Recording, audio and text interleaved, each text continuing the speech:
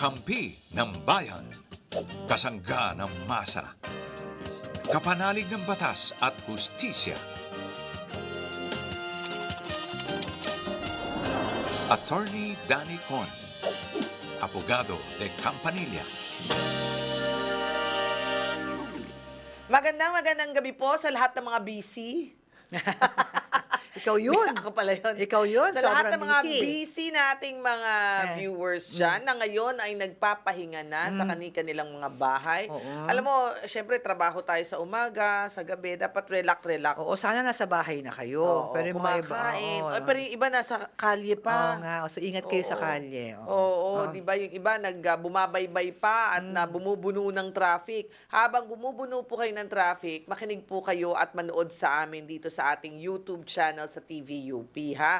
Imagine na entertain na kayo, natututo pa kayo. Yan, okay? Ako po yung Mare ng Bayan, Mare Yao. Kasama natin ngayong gabi, walang iba, Attorney PG Gala. Hi, hello po sa lahat ng manonood sa amin. Yung nga sabi nga ni Mare sa YouTube at saka sa Facebook.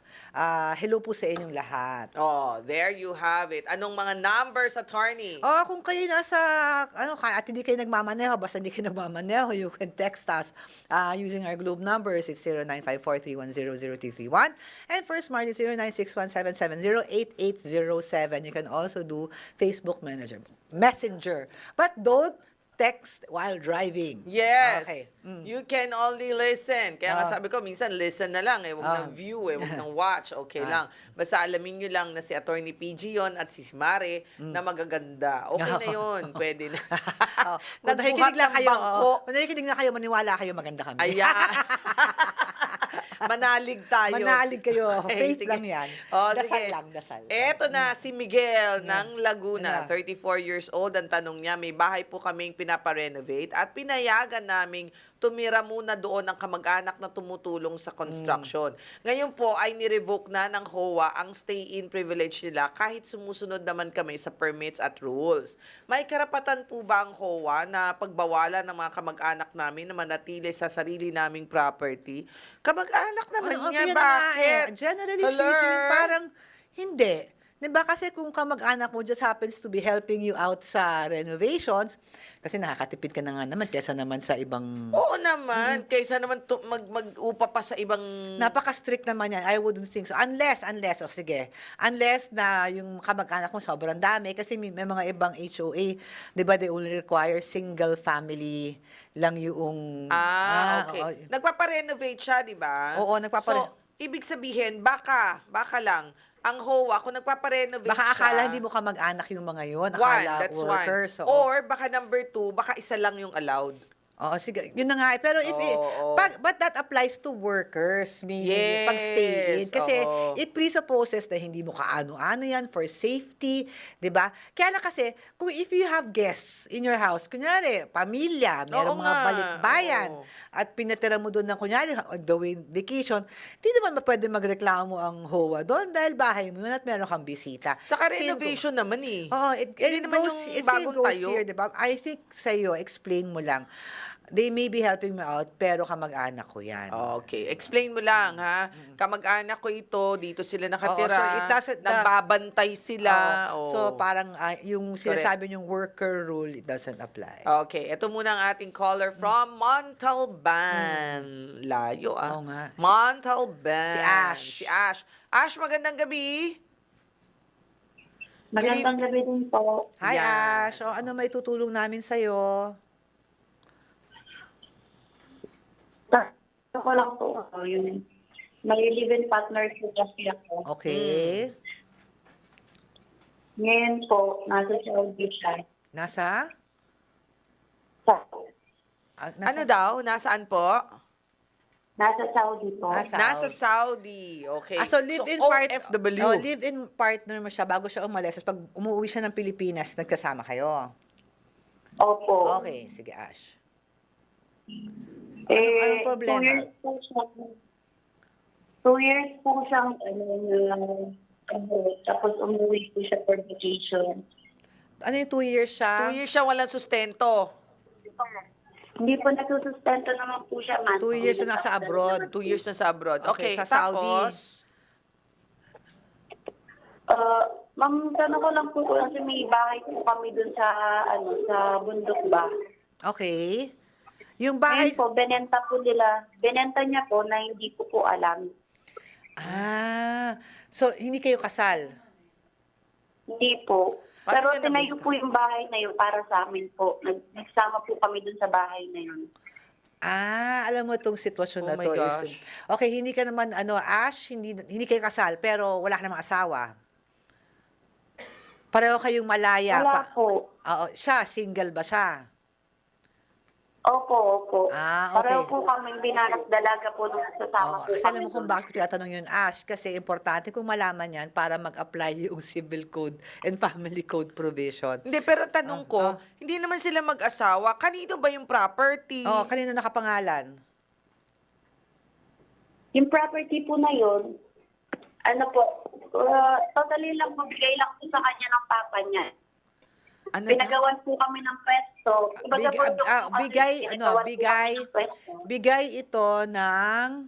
Papa niya. Papa niya po. kanya. Binigay. Tapos nun, yung pagpapatayo noong bahay, Sino gumastos? oo. Ano na po, parang siya din po gumastos. Pero siya rin dalawa na po kami naghirap nun kasi hindi po yun eh. Bundok yun. Okay. So, dalawa kayo naghirap. Paano kayo naghirap? Ikaw, paano ka nagkaroon ng ambag? Hindi naman po kasi matatayo yun, ma'am, kung wala po ako. Kasi binata po siya nun. Ginawan po siya ng bahay doon kasi para doon po kami tumira. Siya yung dahilan para ginawa. Sino napagawa ng bahay? Yung mga magulang niya? Siya po yung nagpagawa. Okay. Okay, ganito ha. Wala akong masabi. Hindi, okay. Under the civil code. Ang ano kasi dyan is, for those who are cohabiting, nagli-live-in, without the benefit of marriage, but who otherwise could marry, meaning sabihin, kaya tinanong ko kung single or, there is a presumption na properties are co-owned. Kahit wala siya ambag? Presumption nga. There is a presumption that properties are co-owned. Kasi nga live-in, otherwise not prohibited from marrying each Okay. other. So there is a presumption of co-ownership. So even though walang ambag si Ash, since the provision will apply. So ano ba ang ng Ano ang karapatan niya? a co-owner has a lot of madaming one of the rights of a co-owner is yung the rights of disposition. Ano yung disposition? Ano yung As sabihin nun? meaning, pagbenta.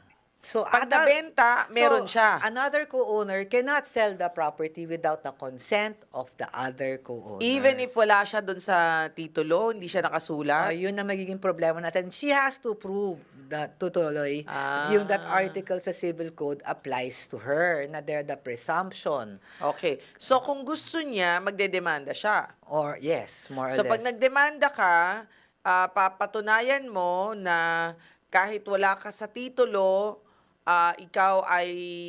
There's a presumption of being co-owners. Okay, yun. Yun Medyo na. medyo masalimuot to eh. to eh. Anyway, Hindi mo siguro... alam mo, rather than blocking the sale, as a co-owner, kung pumayag kang ibenta, you also have proceeds. You can also entitled to the proceeds. Tanong ko, bakit? Hindi na ba kayo... Good? Hindi na kayo okay nung boyfriend mo? Last 2 years po kasi ma'am, umuwi siya dito. Tapos? Mahuli ko po siya ng babae. Dinala niya po dun sa bahay ko, sa bundok. Dinala niya doon. Okay. Ang tanong ko, gaano katagal ba kayo nagsama? Ano na po kami nagsasama? 9 years po. Kasi... Ang tagal na nga. Ba't di kayo umuwi lang nagpapakasal? po kami dito sa bahay. Bakit di kayo nagpapakasal? Kaya na Ash, nag-iiba story. Kung sa akin, since naghiwalay na pala sila ngayon, she cannot invoke the co-owners anymore, di ba? Oo nga. Teka muna, bakit hindi kayo nagpakasal for 9 years pala kayo magkasama? Hindi pa po namin naisipan yung dati. Okay. Pero wala kayong anak. Meron po, ma'am, dalawa po. Ayun Ayun naman pala eh. eh. Ikaw talagang nahirapan Ash. pa kami eh. Ito naman eh. May anak ka naman pala eh. Oh, Ash, ganito ha. May Opo. anak kayo. So at least, the very least is that you can ask for support. Ayan. Oo. Yun naman pala You can ask for eh. support, not necessarily yung sa lote and sa Oo. bahay. Saka hindi kasi itong support long term to dahil may anak siya. Oo, ilang taon yung mga Hanggat anak nyo? bata. Oo. Ash? 7 years old po, saka 5 years O, old po. babata 7 pa. and O yan, o 5. sige. Okay. So, ibig sa problemahin mo yung Lote. yung lote tsaka Oo. yung bahay, eh ang sa kasuhin mo, eh pwede kang magkaso for support. Ngayon, ang tanong ko, dahil baka umalis ang tatay papuntang Saudi ulit, Oh. paano na yan?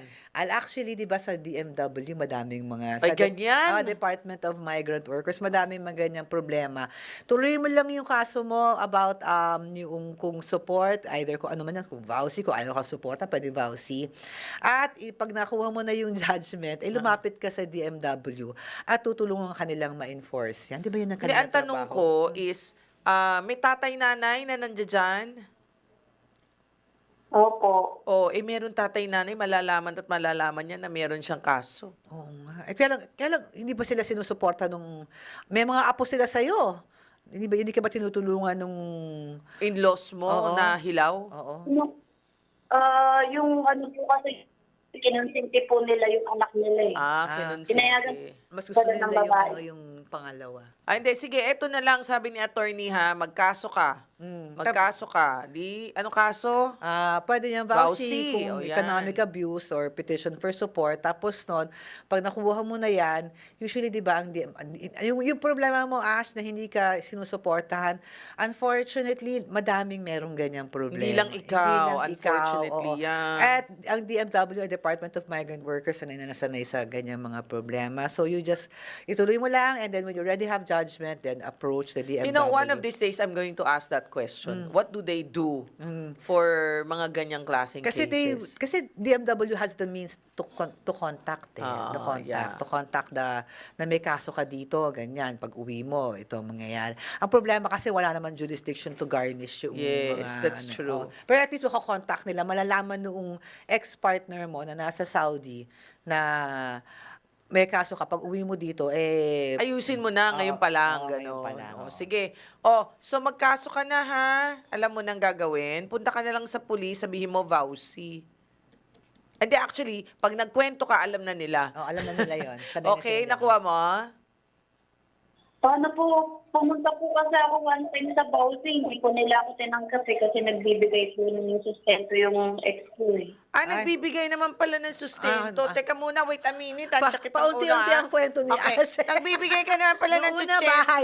Kasi yun lang natin nakita na. So, magkano binibigay sa'yo yung sustento? Nagbibigay pala sa'yo, ba't napuputol ba ang sustento? Hindi naman po. Ay, hindi naman normal pala lang napuputol ng sustento eh. Hindi, gusto lang talaga niya yung bahay tsaka yung lupa. Ay, bakit lupa? Unfortunately, Ash, dahil sa hindi kayo kinasal at you're no longer live-in partners, your only rights now are limited to yung support. Yes. At saka, kaya ka siguro hindi pinansin doon kasi nga nung narinig yung kwento, hindi siya pang vouchy. Oo, kasi kung yung sa lote, unless you can prove that you really materially, may ambag ka dun sa... Ano yan? Civil or criminal case? Civil Civil case. lang yan eh, Pag civil. civil case, medyo hindi masyado mahaba-haba ang usapan dyan. At saka, kailangan mo na abogado na medyo malaki-laki. Well, actually, kung hindi pa inibebenta yan, at least, at the very least, at the end, makukuha mo rin yan dahil yung mga anak mo ay Oo heirs. nga, ay tagapagmana. Ay tagapagmana Okay. ng loteng yan. Ngayon, kung gusto mo talagang demanda siya, civil case You lang. have to prepare what you have, yung mga talagang naiambag mo dyan. At saka, medyo sabi nga natin, hindi ka tatanggapin ng PAW dito ha, kasi lupain ang pinag-uusapan. Okay? So, kailangan mong kumuha ng sarili mong abogado. Nakuha mo? Okay, Ash? Opo. Okay, Thank you, Ash. Okay. Yung talagang, Yan. kaya Yung pala, so, talaga yung, sumakit ang bangs ko, friend. ginawa lang natin ng kwento kasi, Oo, kasi kala ko sinabi na naman naman niya sa atin eh. na gusto lang niya yung Yung lupa Oo, nga. kung Sige, ano nung pa sinabi natin. Oo nga, sumakit ang bangs ko. Okay, Nicole, 27 years old ng Mandaluyong City. Hello po, attorney. Nagre-rent po kami ng kondo at nagbigay ng 1-month deposit. Pero pag move out po, ay malaki ang binawas ng owner para sa mga repairs at cleaning daw. Nasa tingin naman namin ay overcharge kumpara sa actual market rates. May mga existing issues na rin po ng unit nung na-turnover. Ano po ang pwede namin gawin para ma-contest ang deductions at mabawi ang tamang amount ng deposit? Ay, maraming ganyan. Nakakainis to. Oo, yung tagal ang tagal bago isole. Hindi lang yung isole. Tsaka yung Tapos bawas ang laki. Bawas ang laki. Ano ba yan? If you're going to contest yung bawas sa malaki, sa barangay yan, di ba? Kasi nga, yan ang isa sa mga inaayos ng barangay di ba? Oo. Kasi, actually, maganda nga sa barangay, kasi alam naman ng barangay dyan sa kung magkano naman usually ang gagastusin mo. Correct. Kasi sila yung meron na yung rates ng mga workers, yung saan yung magkano yung, Oo. di ba? Oo. Ngayon, kung hindi pa rin kayo Kasundo. and small claims kasi ang lease contracts di ba? Any terms of the lease contract, so ganyan. Pero kung 1 month deposit, parang mag-small, pwede rin mag-small. Pero gawin niyo muna yung barangay. Barangay muna kasi maliit eh. Maliit 1 month deposit. Siguro lang. kung 1 month deposit, mga 30, 40, Oo. ganun. Siguro Oo. binabawas 20, 10,000 na nga lang. Oo, OA naman Oo, yun. OA. Oo. Well, depende 'di ba kung ano yung kung ano yung state ng pinag-upahan mo nung iniwan mo, 'di ba? Oo. Pero kung tingin mo masyadong malaki, Barangay ka. barangay kasi ang barangay nga 'di ba? Alam nila na ay sino bang kunyari tanongin nila yung lessor na-imagine ko. O sinong kinuha mong magpintura? Ay si Enteng po. Magkano ba? Magkano lang ba naman si Enteng? Oo nga. Oo. At paano na kung friendship sila ni barangay? Oh, pero still, di ba? Try niyo muna yun, di ba? Okay. Alam ko, arawan lang yun. Anong ginamit mong Sana patas si barangay. ganun yun Okay. Anyway, Okay, bumaba sige. ko ng script. Si Sefira, 30 years old ng Pampanga, namatay na po ang mama namin at may lupa po siyang iniwan. Pero nakapangalan ito sa kapatid niyang lalaki. Ngayon po ay gusto naming magkakapatid na mailipat na sa amin ng titulo bilang mana. Sinabi naman po ng lola namin na hindi raw ito pwedeng ilipat sa amin at dapat sa kanya muna mapunta dahil patay na ang mama namin. Nag-aalala po kami na baka mawalan kami ng karapatan sa lupa. Ano po ang tamang legal na hakbang para mailaban namin ang karapatan namin bilang mga anak ng namatay? Hindi ko maintindihan buhay bakit ba ang si- lupa nasa pangalan ng kapatid. Buhay pa ba si, Tito? Parang feeling ko baka wala na rin si Tito, no? Di ba, namatay na po ang mama namin at may lupa po siyang naiwan, pero nakapangalan ito sa kapatid niyang lalaki. I will assume na yumaon na rin ang kanyang tsuhin. Bakit mo sinabing? Kasi kung buhay pa ang kanyang tsuhin, bakit, di ba? Dapat si Chuhin ang nakikipag-argue sa kanila. Yes, no? pero si Lola ang bakit si Lola? Oo, so Oo, I sige. will just, for sake of discussion natin, I will assume na yung sinasabi nilang tito ay yumaon na rin. 'Di ba? Actually, alam mo sa totoo lang, kung ganyan, unless they can prove talaga na walang naiambag ang nanay niya, tama si Lola Kasi naman, sa anak niya napunta, hindi nga alam kung itong anak ng lalaki na ito ay may anak pa. Kaya Hindi pa tayo sure. assuming na wala rin, madami tayong, assumera tayo ngayon Oo dito sa nga. problemang to. Una, we assume na namatay na si Tito Lalaki. at we assume na namatay siyang walang Walang issue. Ang tawag doon, walang issue. Ang tawag sa amin. Okay, siguro ganito na lang, para mabigyan ng magandang linaw tong ating si Safira. Ano ba ang, kung sino ang nakapangalan sa lupa, di sa kanya. Oo nga, kaya nga ang nangyari. Pero, kung may umaapila na sinabi, hindi sa nanay ko pala yan. Ano ba ang dapat niyang hanapin? May deed of sale ba? May deed of donation ba? Meron ba kasulatan na ang nangyari na abilit pala ng nanay mo yan at pinangalan lang sa iyong, na parang pinangalan lang sa inyong tito? Kasi kasi alam mo sa torrent system natin, ang ating titling system, yung kung saan nakakuha mo yung titulo, mahirap matibag yan once makakuha ka ng titulo at to annul title. That gives stability to our property regime here sa Yes. Pilipinas. Kasi kung madaling ma-question ng title, lahat ng tao mag-aaway. Lahat ng Correct. tao mag-aaway. Kaya the torrent system natin gives so much weight and power once you have title. And that's your problem also. Kasi yung tito mo ang may title. Kaya nga. Oo. And so, kung ganyan, and kung ang tito mo ang may title and he has passed away and he has no children, walang asawa, tama si Lola. Kasi 'di ba ang pagmamana is first go down. Oh, pababa, anak. Anak, Oo. kahit legitimate man or illegitimate, at saka sa asawa. Pag ganun. Okay. Kung wala kang asawa, wala kang anak, you will go up. Aakyat sa nanay. So, tama Oo. si nanay. Sa Kasi kanya. nga, lalaki, yung Oo. anak niyang lalaki. The only time na pumupunta yan sa mga kapatid, kung wala na rin si nanay. Nanay, Oo, pupunta. okay. cycles. O kaya, bababa sa papamangkin. Oo, kung in representation of the Ng mga kapatid, But okay. tama si Lola in the sense na hindi pa magki-kick in yung representation nyo dahil ako'y nandito. So ako ang magmamana niyan. Yan, okay. Yun nga lang, medyo malaki-laki ang magiging problema ni Oo. Safira dahil nga, number one, hindi sa kanila nakalagay alam ang mo, kung kanilang... ganito, kung kakausap nyo naman si Lola nyo, hintayin nyo na rin lang. Kasi kung in the event, di ba, eventually, kayo rin naman ang magmamana niyan from your Lola.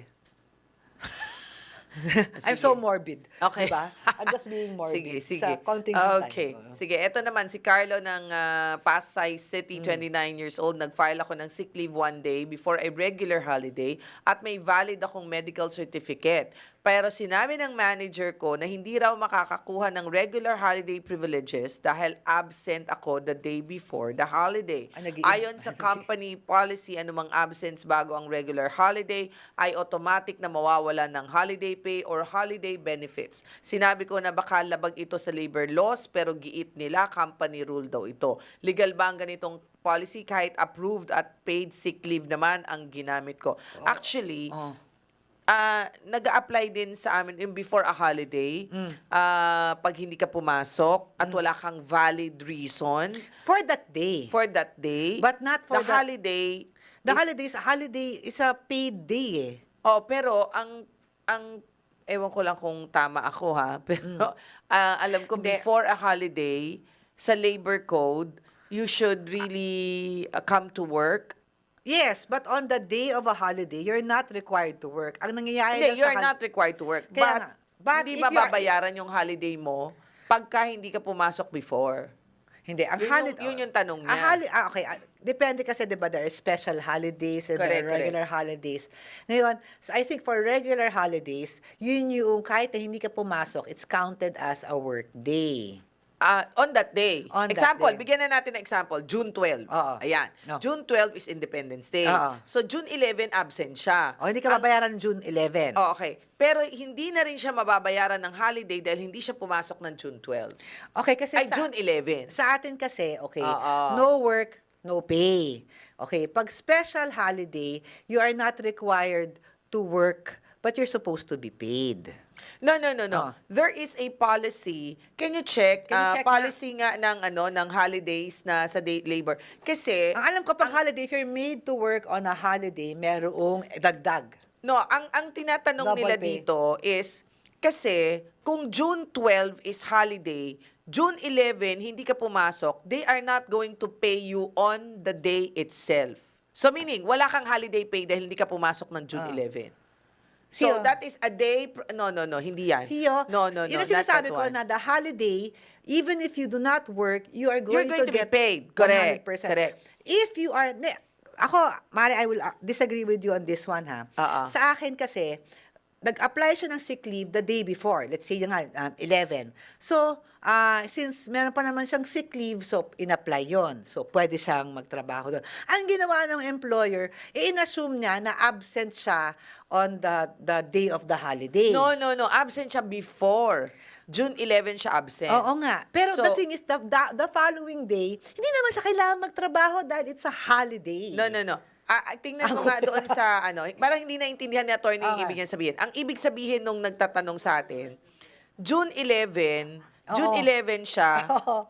hindi pumasok. Oo nga. So, paid talaga siya ng holiday, supposedly, dahil June 12 yon, di ba? Oo. Pero may rule daw na sinasabi yung kumpanya niya na before a holiday, if you are absent, you will not be able to get the holiday pay. Now, I'm saying that rule is medyo counter to what I know sa labor laws. Because Okay. pag sa labor laws kasi, you are not really, Yan, di you're ba? not really required to pay. Absence bago ang regular holiday ay automatic na mawawala ang holiday pay or holiday benefit. Can you That's the look at, company policy. Pero oo, I don't know company if that policy. is labor law. labor law. Parang may tama yan. Parang may tama sa labor law. Labor law, okay. If you are absent, sige, hindi ako masyadong labor law. Hindi, if you are absent for Before a the holiday, holiday. are you still going to be paid for the holiday? Yan. Parang feeling ko kasi parang feeling ko hindi ka naman required to work on that day. Before a holiday. Sige. Oo. Talaga, oh? O, see? Nakita Bakit? ko yan dati. Kaya sabi ko, parang may tama yung kumpanya. Bakit? But, may but naman dyan.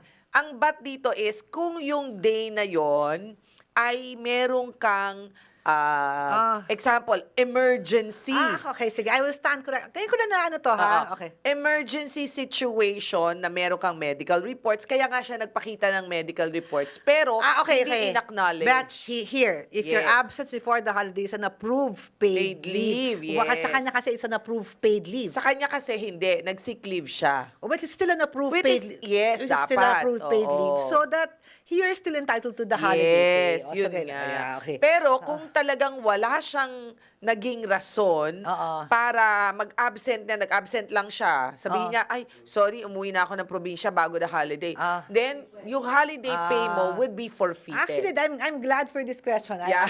Parang naliwanagan mo na Alright. dito. Ayan, maganda yan sa labor law, ha? So, usually yan, before a holiday. Ang advice is that if you are going to absent the day before the Mag-leave holiday, ka. mag-file ka ng leave. Correct. That's correct. Okay. Na paid leave. Kung hindi ka approved at bigla ka na lang Yes. nawala. Wala kang bayad ng holiday. Okay. Okay, tama. Kasi Okay. madaming gumagawa nan yung mga 3-day weekend, biglang wala na. Nawala, oo. Nawala They na have to Thursday. apply or else they will not get the holiday pay. Okay, Okay? So maraming salamat po sa inyong pagsama sa amin. Thank you so much. At again, ako po yung Mare ng Bayan, Mare Yao. I'd like to say hi to Papa Jimmy, Mama Trining, and Babe Castro. At ako yung abogado ng Campanilla, si Attorney PG. Bye-bye. Hanggang sa muli. Bye!